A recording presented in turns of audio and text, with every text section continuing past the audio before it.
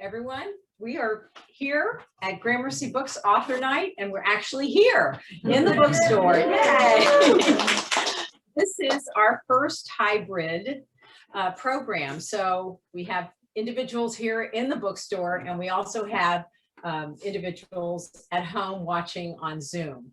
So we're just thrilled that we're joined by all of you who have supported for the last 15 months all these virtual programs that we've been having during COVID. Tonight, we're featuring two local writers in conversation about crime fiction. And we have Gramercy friend, noted journalist and crime writer, Andrew Welsh Huggins, who's going to be in conversation with fellow friend of Gramercy crime writer, Connie Berry, about Andrew's latest Andy Hayes mystery, An Empty Grave, right here. And I'm going to introduce Andrew and Connie in just a moment. An Empty Grave, just so you know, was just released by Swallow Press. And many thanks to the Buckeye Crime Writers, Gramercy's community partner for today's conversation. I'm Linda Cass, and we are live streaming this program through Zoom webinar for online viewers, and it will be recorded. So let me preview the first next hour for you. After my introductions, Andrew and Connie are going to talk for about 35 to 40 minutes. That's going to be followed by 15 minutes for your questions, to include both your questions here in the bookstore as well as online viewers.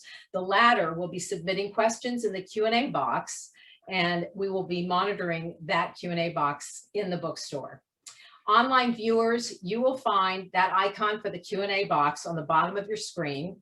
You can write your questions into this box at any time during the program, and those questions that will be liked by others will be upvoted, so they will rise to the top and most likely be asked. And another tool, as everyone is very familiar in these days of Zoom, is the chat box. And this allows you to chat among yourselves. That icon's also at the bottom of your screen. For online viewers, I'd like to draw your attention to the chat box. So click onto that icon right now, and it's going to open a column on the right side of your screen. We've placed registration links for 3 upcoming author programs hosted by Gramercy Books, and you can click on these links to learn more. I encourage our in-store audience to make a mental note and check our website, www.gramercybooksbexley.com, if you want more information about these new upcoming programs, or to register. They're all at 7 p.m. So very quickly, on Tuesday, July 13th, Gramercy Book Club features award-winning author Joshua Hankins' latest novel, Morningside Heights. It's a tender, powerful, and big-hearted novel about love in the face of loss. Former Dispatch arts editor Nancy Gilson will interview Josh following the group discussion, which she will facilitate. And just so you know, Morningside Heights was named the #1 choice of independent booksellers nationwide of all books published in June. On Monday, July 19th, we feature New York Times bestselling author Kristen Harmel. This book comes out on Tuesday, and this novel, The Forest of Vanishing Stars. It's an evocative coming-of-age World War II story about a young woman who uses her knowledge of the wilderness to help Jewish refugees escape the Nazis, and it's inspired by true events. Kristen will be in conversation with fellow historical novelist Janet Beard. And on Tuesday, August 3rd, this is an advanced reader copy, so it's not the actual book. Maggie Smith will be launching Goldenrod. It's a stunning new poetry collection that celebrates the beauty and messiness of life. Maggie will read from her work and be in conversation here at the bookstore in another hybrid event just like tonight. And she'll be in conversation with acclaimed poet, educator, and literary critic David Baker. And now on to tonight's program. An Empty Grave. In this wonderful book, private investigator Andy Hayes takes another assignment against his better judgment. In 1979, a high-profile burglar shot a cop, was apprehended, and then disappeared without ever being prosecuted. 40 years later, after the wounded cop's suicide, his son, Preston Campbell, is convinced there's been a cover-up that's allowed his father's attacker to go free. And the story gets heated up from there.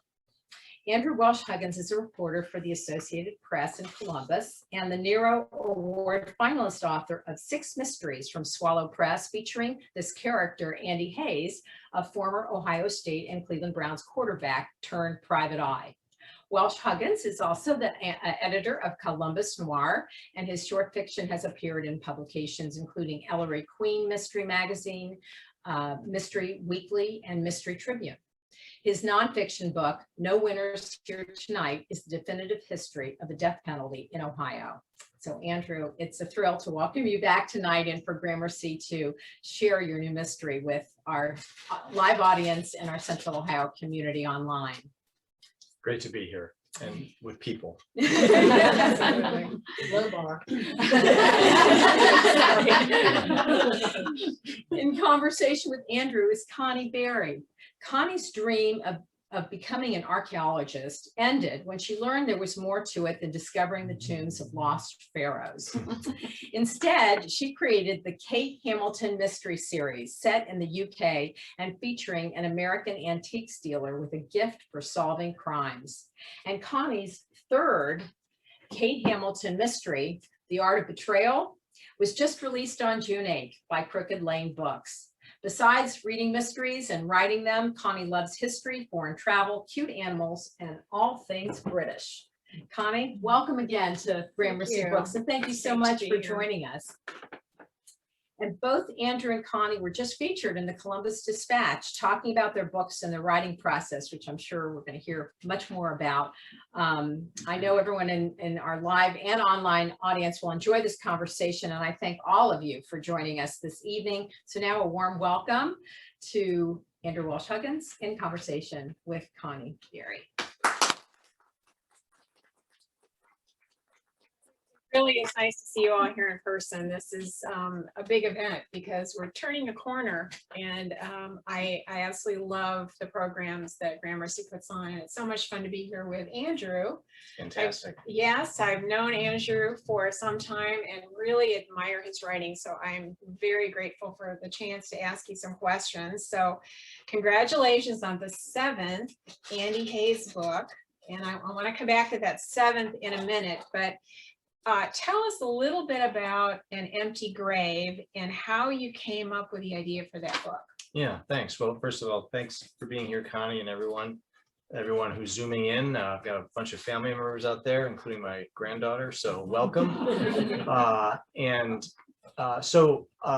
You know, people sometimes ask me, where do you get your ideas? And I usually say, well, I steal them from myself. And what I mean by that is, you know, I'm a reporter. I've been a reporter for more than 30 years, and a number of either incidents or themes that are in my books have come from stories that I've covered as a reporter. And this is an example of that.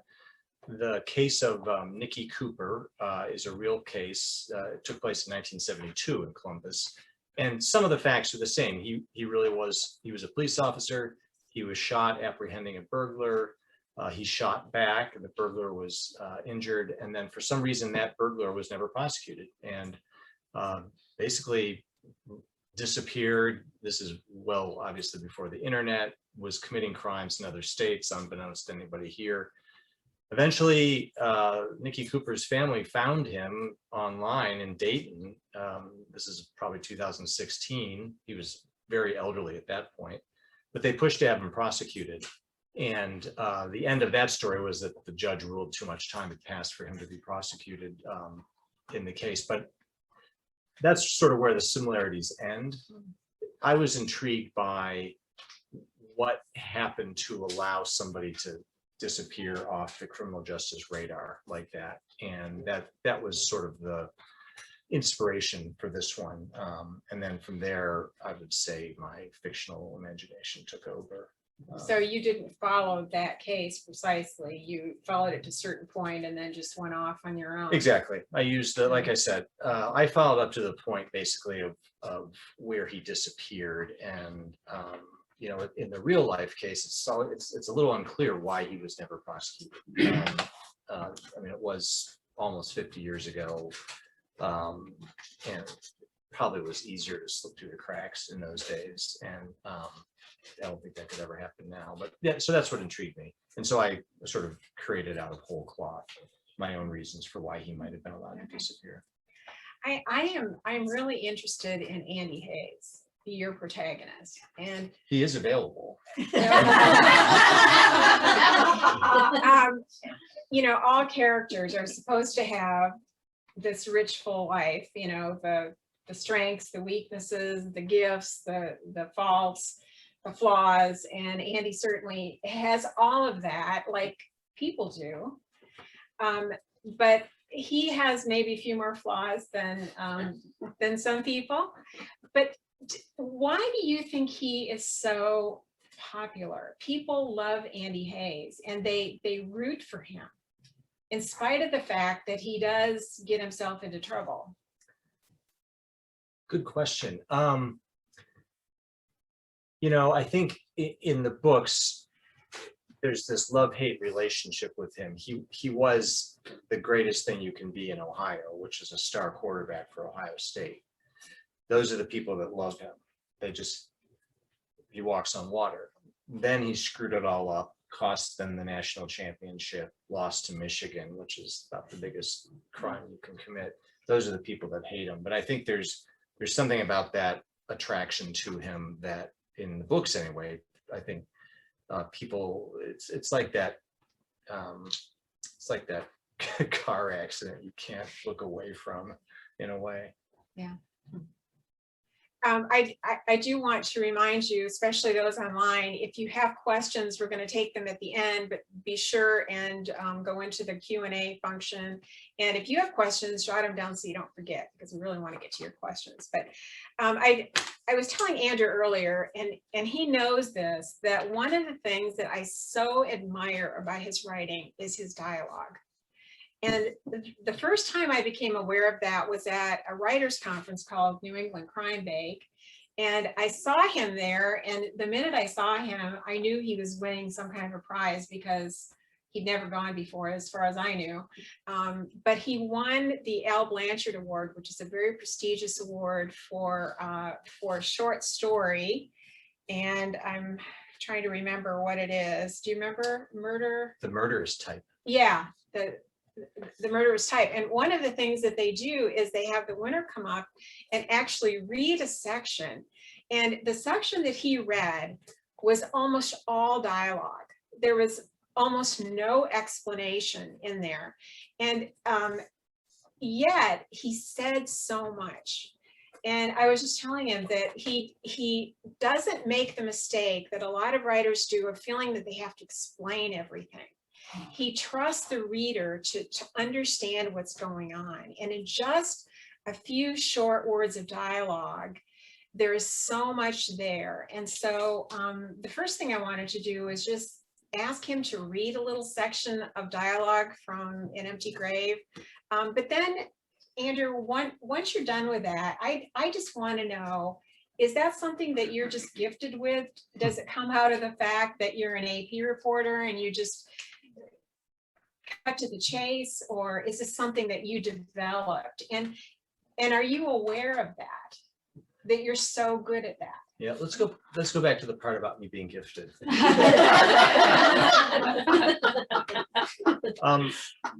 Well, thank you for noticing that, and I really appreciate those kind words. I mean, I came of age. I mean, I think I've said before that, you know, one of the first mysteries I read, first adult mysteries I read, were Earl Stanley Gardner's Perry Mason books, and I was way too young actually to be reading them. And just recently I've been rereading some of them, and I actually was noting after we discussed that he has that same kind of rapid fire dialogue. And then, you know, in the 1980s, when Robert B. Parker's Spencer series was just at its best, you know, that's when he was writing those just amazing Spencer novels. He had an equal gift for dialogue, I think. And I think I inhaled a lot of that. And the third thing I'll say is I learn like everybody else. And I don't like books myself where there's a whole lot of over explanation or stuff. And I like the puzzle of seeing how far you can go where you're carrying the narrative forward and it still makes sense. And there's not a lot of extraneous detail. Yeah, you do that so well. So Yeah, that's why I'd love for you to read a little. Sure, yeah. Well, this is a section that Connie pegged from the second chapter. Andy has gone over to the house of this guy, Preston Campbell, and Preston is there with his sister. Preston has a particular thing that he wants Andy to do, find this burglar, and the sister is a huge skeptic. And the sister has just reminded them that there's an obituary, or there was a story about this burglar dying in a fire. It's right there, black and white. He died in a fire. Why won't you just admit it? Then what about the obituary? Campbell said, nearly shouting. Who cares about that? It's another John Eversole, like I've already told you a million times. There's got to be more than one. You're just clutching at straws. There's nothing there, Preston, nothing. I watched Campbell struggle with his emotions. His already short breath grew raspy. I said, have you shown the obituary to the police? Of course. And they said they'd check it out. Did they? I'm not sure. They're not returning my calls, which doesn't necessarily mean they didn't do it. Maybe, or maybe they just blew it off because they're scared. Of what? He leaned forward, eyes now bright as a flu patient in the final throes of a fever. Because of all the people who died. Preston, Monica said. Like who? Eversole's accomplices, for starters. One got knifed in prison. The other got run over by a car, hit and run. Then there's the detective in charge of the shooting that night, crushed by his own car while he was working in his garage. He shook his head. Guy was an experienced mechanic. Like those people who discovered King Tut's tomb. They all died one by one. Preston, Monica interrupted. We've been over this so many times. Yeah, that's just so good. That's just so good. There's so much going on between the three of them, and you do it in such a short few words. I just admire that. So you've grown in that skill? I think so. Yeah. I mean, mainly by being edited, by just writing and writing, and by reading. Yeah, reading. Yeah.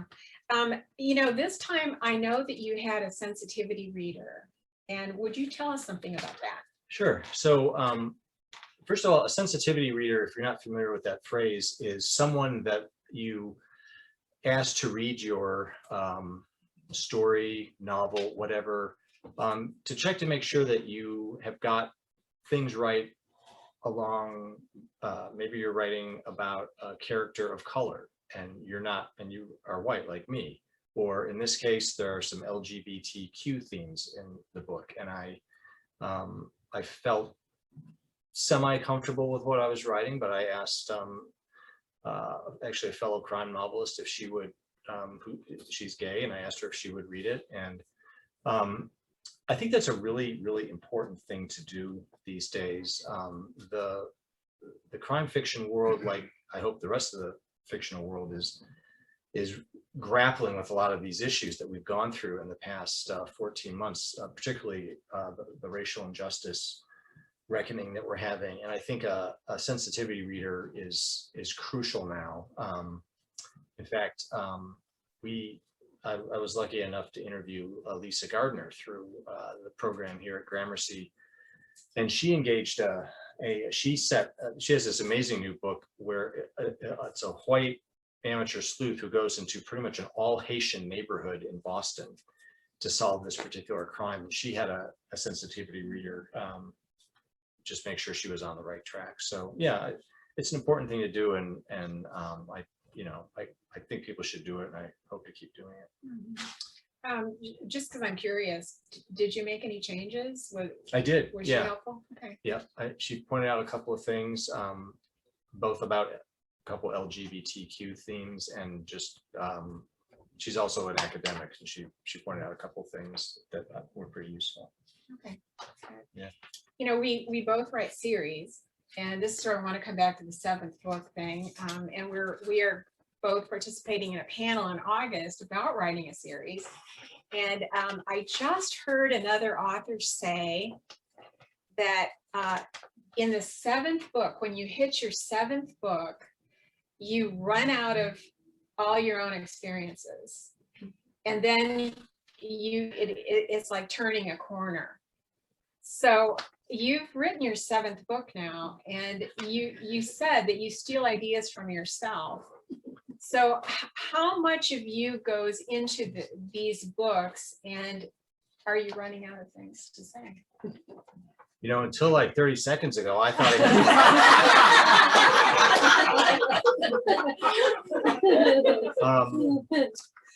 that is such a great question. Well, I will say that I have about 30,000 words of the 8th book written.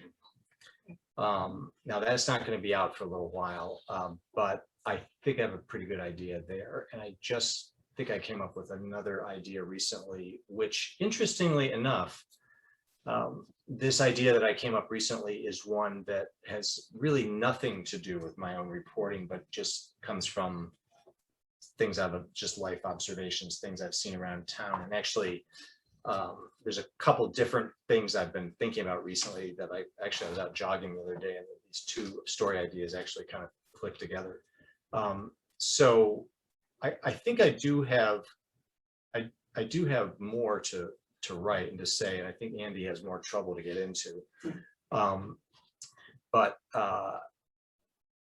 the continual issue is, how do you keep it fresh? Right. How do you weave your secondary characters in and out that feels realistic? Now in Andy's case, you know, I really have striven to keep his family life with his sons, part of the book. One of the things that it feels more realistic to me. You know, the guy is screwed up, and but he does have 2 sons that he's trying to do the right thing by. But it's not like he can just like ignore them until the last chapter. And in fact, in this book, there are some issues that come up with his younger son, Joe, where he really has to make some decisions about how he's going to interact with him beyond just being like a caretaker father. And I think that provides an interesting challenge to me that hopefully will propel me through a few more books. And that will continue on through book 8. Yeah, very much so. And in fact, there's a short story I wrote about Andy that involves his younger son, Joe, that was just published, that sort of continues it in a micro fashion as well. Yeah, cool. Actually, I'm really relieved to hear you say that, because I've been so worried about it ever since I heard that. I've got my 4 books. I'm thinking I only have 3 more. I'm out of ideas. So thank you. I appreciate that. You did bring up your short stories, and you've won awards for them. You had a lot of them published. You had Columbus Noir, of course, which had wonderful stories from in and around Columbus. And I just would like your take on that. What is different about writing a short story as opposed to writing a novel? And is one harder for you than the other? Yeah. One of the ways I like to answer that question is when I edited Columbus Noir, one of the writers who was writing a story, I got a text from them one night, and they said, I'd really be rather writing a novel. Mm-hmm. And I wrote back and I said, I understand, and I'm really sorry to lose you. We'd really hoped to have you. And I can't remember if they called or texted right back and said, no. I just meant this is so hard. And so, yeah, the thing about short fiction is that I like the challenge of it. You're dealing with, obviously, fewer characters. You really can't overthink that part. You're dealing with usually a turn on an incident. And one's plot line, right, basically. And it can be over multiple days even, but you can't overthink that. And I am partial to like a twist, not necessarily a surprise ending, but I like something a little bit unexpected to happen in a short story. So there's that element. And then honestly, there's the super obvious thing that a lot of the contests I enter or the magazines I submit to have word limits. So I really appreciate that. It'll say, we're looking for, whatever, private eye mystery, and the word limit is 4,000. And a lot of them are pretty strict. Like if you send it in over that, it's just going in the trash bin. Title counts? That's a good question. I think it does, actually. So I really like that discipline, because that's when you start just getting rid of the dross and you just get down to the basics. And I think that helps me as a long form writer. Do you tend to write long and you have to cut, or do you tend to write short and then you fill out? I would say most of the time the former. I'll come up with something that's happened numerous times where I'll exceed the word limit a little bit on the first or second draft. And I usually don't panic. I sort of understand that part of what I'm trying to do is get the framework down. You know, there's that whole pantser versus plotter thing, and I consider myself a brusher, to steal a phrase from a friend of mine. What I like to do is get my story down, and then, like you're brushing your hair, just brush it again and again and again, go through multiple drafts until you're just getting it down to the absolute basic elements of the story. And so, yeah, if it's a 5,000 word limit and my first or second draft are at 5,500 words, I tend not to panic, because I know I've got work set out for me, and it's going to be a good exercise. Yeah. And does that hold true for novels as well? Yeah, the novel, these books are usually between 65,000 and 68,000, that's on the shorter end. I think 80,000 words is usually the sweet spot. But I pay attention to it. Yeah, I try not to take liberties with going super long. And if it cranks up to, it's possible a draft of this was up at 70,000 or something, and I knew it would I'd have to pull it back a little bit. But it's just a great exercise. I mean, you can, that old phrase, murder your darlings. I mean, there's nothing you write that you can't cross the line through. I don't know if anybody's heard of a writer called Hank Philippi Ryan, but she's also a great teacher. And she said one time, somebody asked her how she revises, and she said, I go through and I take out everything that isn't the book. And that has come in so handy. Going through and seeing something you've written that you liked, and it's great, but it is actually not the book. Not the book. And just kind of taking that away and paring it down until you've got a book. Yeah, and similarly, the Elmore Leonard line, try to skip the parts that readers find boring. Yeah.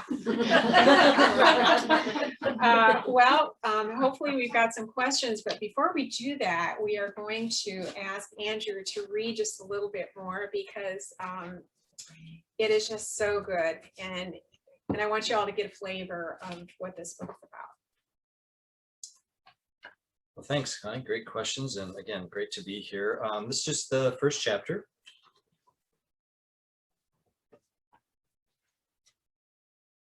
What about murder? Even in the crowded restaurant, conversation at high Saturday night boil, the question turned heads at more than a few tables. I gestured for the stranger to sit, but he shook his head and repeated the query. Joe and Mike, despite how accustomed they were to such interruptions, stared in fascination at the ungainly man looming over us, like that relative at Thanksgiving you'll do anything to avoid, but secretly can't stop glancing at to see what happens next. I sighed, aware of the attention we were attracting and realizing there was no easy way around our predicament. Murder? I said. You heard me. Do you investigate it? I usually leave that to the police. But what if they won't? Won't what? What if the police won't investigate a murder? That's not been my experience. And maybe you haven't been paying attention to what's really going on. Listen, we're running late, and I don't have time to talk right at the moment. So you're just like all the rest? You won't help me? Is that it? I can't help you because I don't know what you're talking about. I also can't help the fact I'm running late. Now, if you'll excuse me. Fine, he said, squeezing himself into the booth beside Joe before I could object. I'll start from the beginning. My dad was a cop and someone killed him, and I need help finding the bastard who did it. Let the record show, this whole sorry mess started because, as usual, I bit off more than I could chew. I'd taken an early afternoon surveillance gig to short my moribund bank account, even though I knew my schedule was tight. In my defense, the job should have been a cinch, trailing a furnace repairman who was claiming workers' comp for a bad back through Home Depot while he loaded multiple 4x4 timbers onto a cart. Instead, as usual, things got complicated. It turned out he was also having an affair. The lumber was destined for the deck he was building for his girlfriend, which meant extra tracking time. As a result, I was late picking up my sons from the houses of my respective ex-wives, as usual, and my plans for dinner at home as part of my custody weekend went out the window. Plan B was a couple of large pepperonis around the corner at Planks on South Parsons. We ate quickly because we had only 30 minutes before movie time. One of the Marvel films, the name of which I'd already forgotten, something to do with avenging injustice.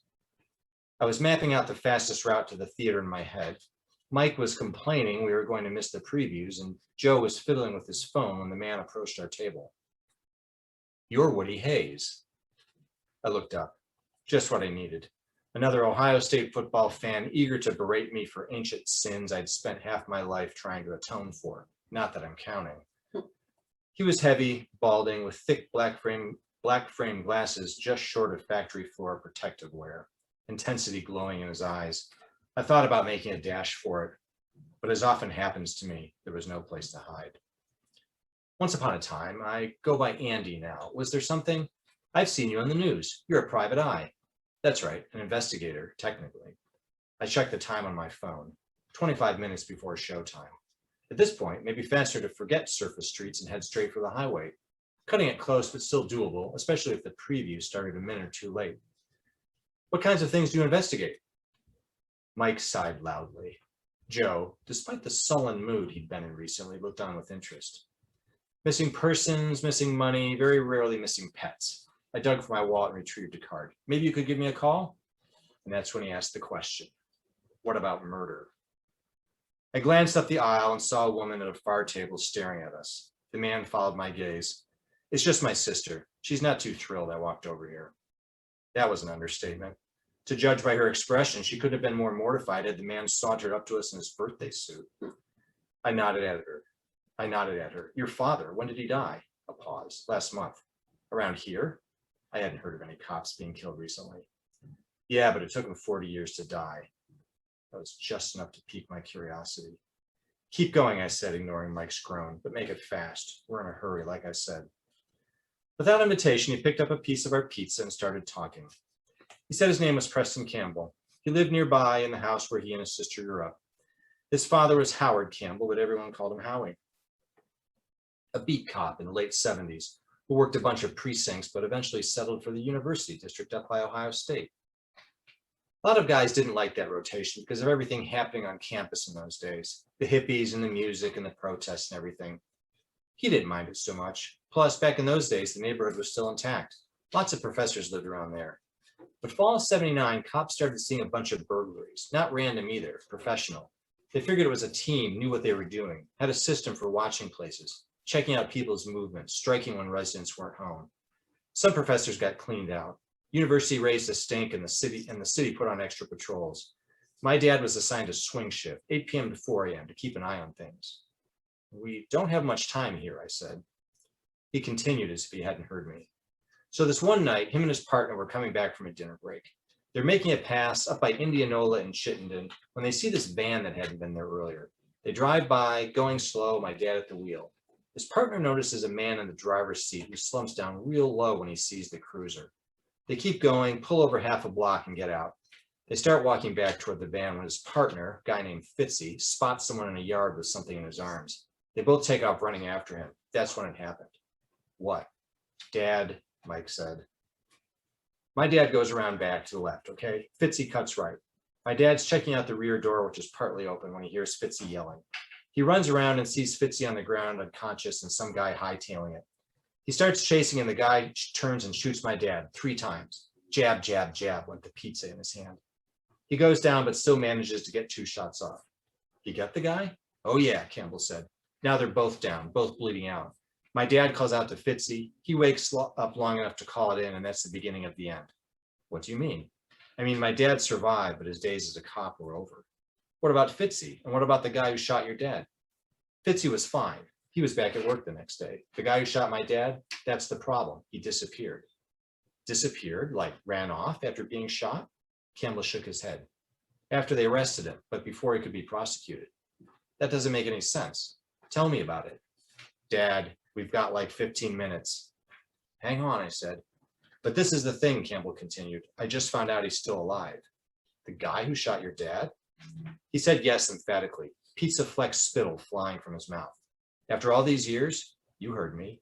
Where? That's the problem. I don't know.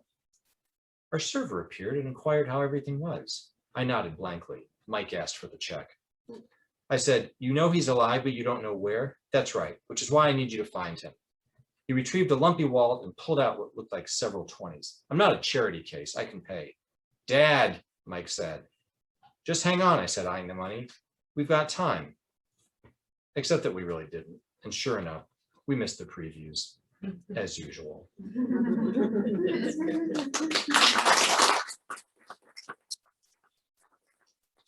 Got some questions from our online viewers, but I want to know if there's anyone here that has a question as well. Yes. Okay. I've been meaning to ask you, why did you give Andy sons instead of daughters, since you might be more familiar? I am familiar with having daughters, 2 of whom are watching this right now. That's a really good question. I think some of the decisions I've made with Andy just come to me and it feels right. And I think the easiest answer to that is that I just knew Andy and sons would be one more point of friction. And you know, his older son, Mike, this is not a spoiler, but he's a budding quarterback star himself. And I knew that was going to create some interesting themes. And his younger son, Joe, is a very different type of personality. And anyway, I think that's why I chose that. Yeah. Thank you. Good question. Yeah. So we've got a question from Rose Hart, and she is also interested in Andy. And she says, how did you come up with a personality for your protagonist? Oh, wow. Great question. So, you know, first of all, I always say, I don't recommend naming your character your same name. But, you know, no one ever calls me Andy, and no one ever calls him Andrew.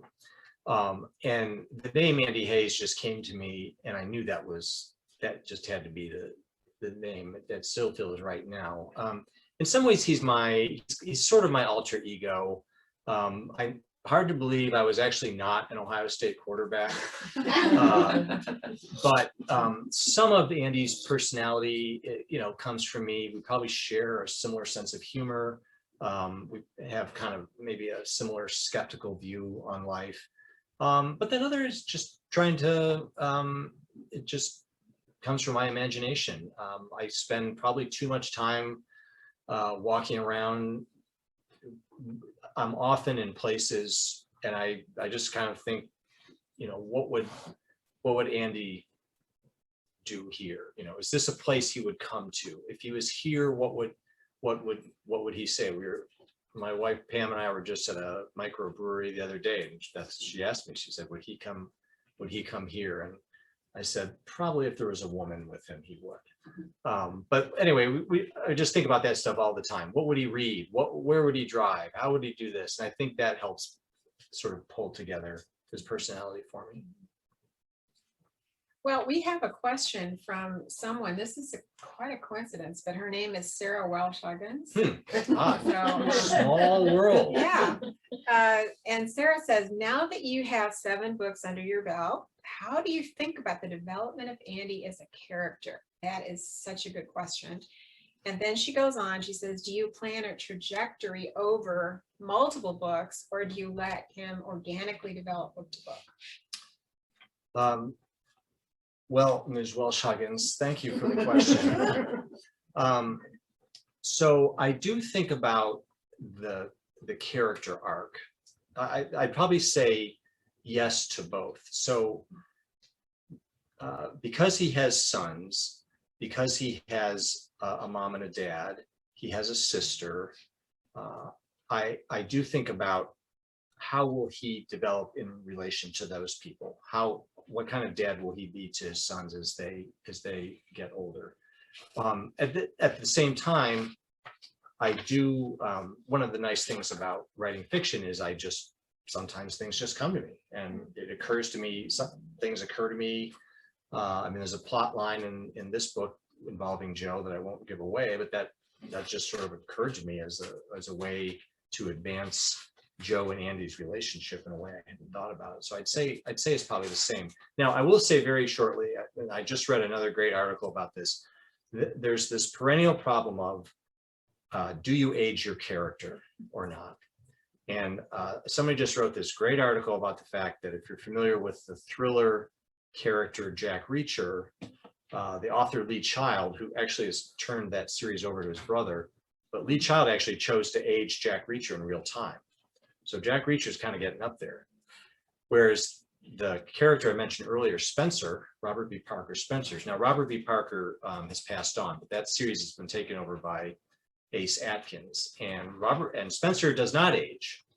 And so he's about the same age as he was in 2021 as he was in 1972.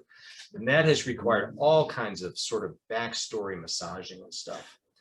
And I think Sue Grafton, I think she aged Kinsey Milhone. She had a formula where she aged her like 6 months every 2 books or something. Yeah.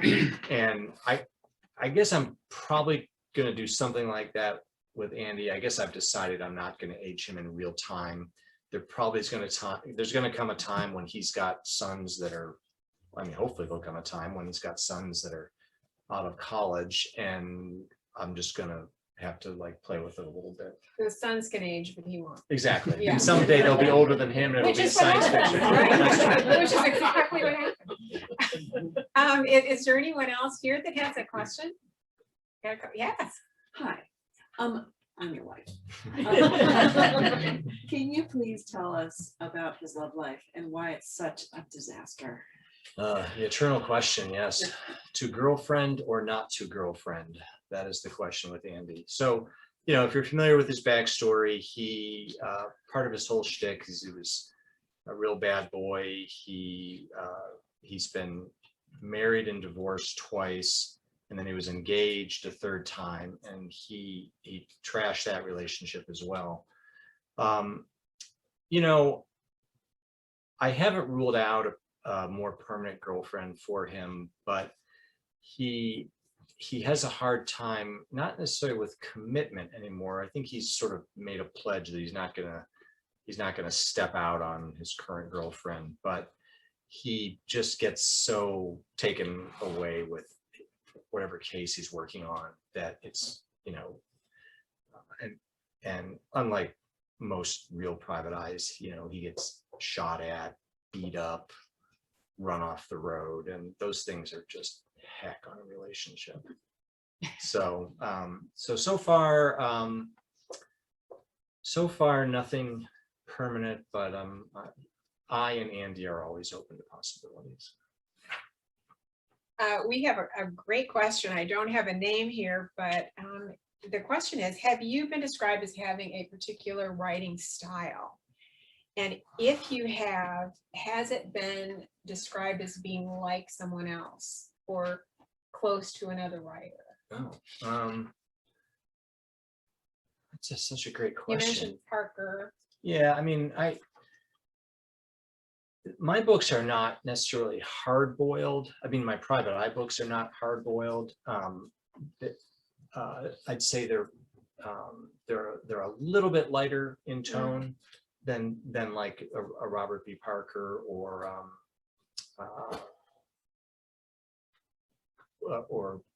I mean, just pick your rough-hewn private eye out there. So, but I don't feel like they're comedies either. So I guess I would describe myself as a medium boiled private eye writer. I mean, it's definitely over easy. I mean, there's no question. It's private eye fiction. So that's the #1 thing. And it's a private eye who's got baggage, who is trying to make his way in the world, who is probably a little bit too mouthy for his own good, but generally is trying to do the right thing. Well, Andrew, you pick a lot of local places. Do you need permission? Do you get feedback? Have you ever had negative feedback for, I know you've gone everything from the Cheffonette, Cup of Joe's, to, you know, wherever. yeah, no, I really like putting real places in the books, and I have an almost completely unblemished record for putting a restaurant in a book, and by the time it comes out, that restaurant is closed.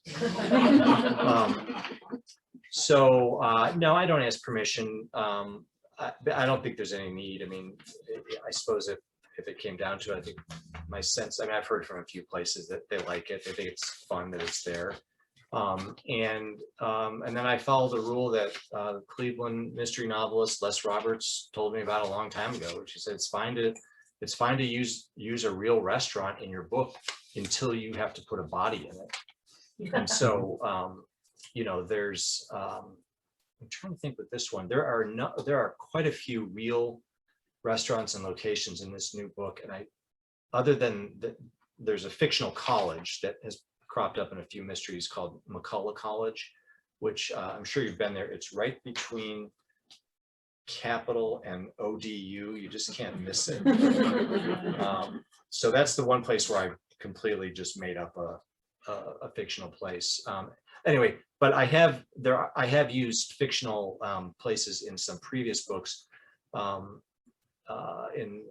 In Capital Punishment, the third one, there was a tavern in Columbus like 100 years ago called Hiles Tavern, and I mean that's been gone for decades, and I resurrected that just because something bad happens in there. But yeah, I would never ever have anything bad happen in a real place. I mean, that's just not fair to the establishment, unless it was again like I mean, in Capital Punishment, there's a murder in the Ohio State House. That to me seems fair game. That's fair game. And a few other places like that. Any other questions? I've got one. So obviously you're writing crime fiction. You've got a private investigator as your protagonist, and that means that people are going to be dying in a lot of nasty ways. So I assume you're not writing here from personal experience.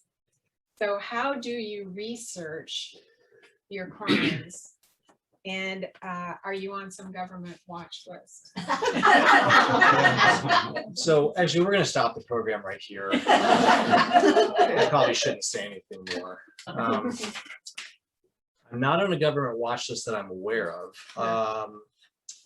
Yeah, so I mean, I said to start things out that I use a lot of things from my own reporting in terms of real events, but I also do a lot of research for the books, and I try to, you know, I try to make things realistic, and there's a lot of great blogs out there, and there's a lot of police officials. I mean, I have a couple of different current and former police officers that I email all the time with advice or with questions about guns or procedure and all that. And also in terms of just violent things happening, you know, I try to make it somewhat realistic. You know, most of the time when you're shot, you actually just don't fall over dead. You know, there's a period of time when you're still alive, and, you know, I just try to think about what's the most realistic way to do it and not make it cartoonish. Is it true, by the way, that when you're shot, you never hear the shot? Well, in my experience, I've never once heard the shot. Never once, okay. Great. Let's see what time it is. Got time for maybe one more question. Yeah. Since Andy sits pretty close to Franklin County, except for his sojourn up north to that mythical county, is he perhaps going to leave Franklin County and either go to Cuyahoga with that spot in between? I think I can safely say that Andy will be taking some field trips in the very near future. Yeah. But this is a mystery series that is set in and based in Columbus for a reason, and will probably continue to be. I mean, I'm a proud native adopted Ohioan, and I'm a proud native adopted Columbus resident, and I like writing about the city. I think, though, you know, you will see him following leads that start here and go to other places. Yeah. Good question. Well, one more question, and then we'll, Andrew's gonna be signing books, and I will have some books too, if you'd like to look at mine, but what is next for Andy? You've got 30,000 words. What is next for him, and what is next for you? What are you working on? So the next thing that happens to Andy is the only giveaway I'll tell you about is that it opens in the art museum. And there's all sorts of things that happen after that. For me, beyond that, I have been working on some short stories, both about Andy and not just standalone stories. And then currently I'm working on actually a nonfiction book. It's a true crime book about an infamous break-in at a Brinks warehouse on the north side in 2009, where a band of burglars from Boston got this close to getting away with $92 million, but the vault was so filled with money they accidentally set some of the cash on fire. They did get away for several months, but so that book is about him and his gang and his very colorful cast of characters. Netflix Yeah. hopefully would be great. That'd be great. Thank you so much. Thank you.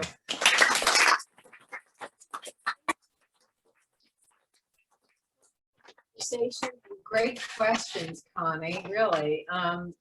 Just want to remind everyone, if there, for the online audience, there will be in the chat box a link to An Empty Grave and to The Art of Betrayal. There also will be links to the upcoming next 3 programs. So that's for the online audience. And for all of you here, we will be, Andrew and Connie will be signing their books over by the table in the room down here. So thank you all for being here tonight. Thank you all for watching online, and enjoy the rest of your evening.